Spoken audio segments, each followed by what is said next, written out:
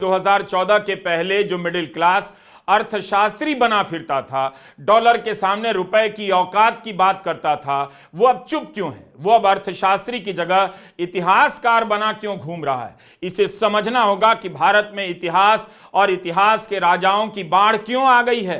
पहले middle class को धर्म की रक्षा में लगाया गया, 10 साल निकल गया तो अब उसे राजाओं की रक्षा में भिड़ा दिया गया है। जिस तरह से मिडिल क्लास भारत का इतिहास बदलने में लगा है, जल्दी ही आर्टिफिशियल इंटेलिजेंस से राजाओं को इस तरह से बदल दिया जाएगा। सब अपना अपना राजा बनाकर ले आएंगे, जो राजा नहीं हुए हैं वो भी हो जाएंगे। हारे हुए को वीर और जीते हुए को कायर घोषित कर दिया जाएगा।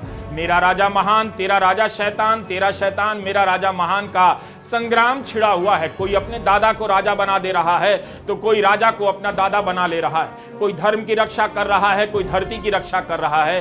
भांति भांति के राजा हो गए हैं, जाति जाति के राजा हो गए हैं। राजा महाराजाओं की चांदी हो गई है। राजाओं को अगर पता होता कि आजादी के 75 साल बाद जनता उनके लिए लड़ने लग जाएगी, उन्हें वीर बताएगी, महान बताएगी, धर्म का रक्षक बताने लग जाएगी, तो वे भावुकता में कभी भी अपने राजपाट का आजाद भारत में विलय नहीं करते, ये गलती नहीं करते। मोदी के 10 साल में राजाओं का जो बेस्ट टाइम आया है, उतना बेस्ट टाइम तो खुद इन राजाओं को उनके टाइम में नहीं आया था। कोई राजाओं की मूर्ति लगवा रहा है तो कोई राजाओं पर फिल्म बनवा रहा है। राजाओं के नाम पर द्वार बन रहे हैं, नदी किनारे घाट बन रहे हैं। अचानक भारत का वर्तमान वीरों के इतिहास से भर दिया गया है। कहीं से कोई भी राजा महाराजा का इतिहास लिए चला आ रहा है और शाम को टीवी पर डिबेट में बैठकर समुदायों को गरियाने लग जा रहा है। बहस छिड़ी रहती है, मेरा राजा बहादुर था, मेरा राजा बहादुर था। दरबारी कवि कवियाने लगे हैं, दरबारी पत्रकार गुर्राने लगे हैं।